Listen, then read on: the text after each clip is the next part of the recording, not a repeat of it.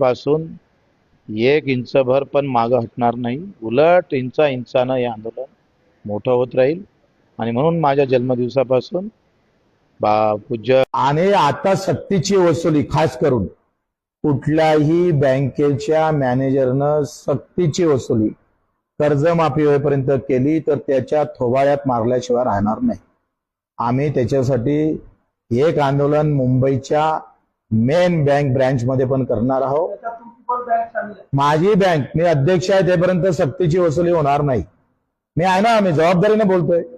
राजीनामा फेकून दिवस आलेले, पण सक्तीची वसुली होणार नाही जेथपर्यंत कर्जमाफी होणार नाही तोपर्यंत. आणि ते जर केली तर मग त्याचा जो लढा आहे तेव्हा आमच्यासोबत आहे.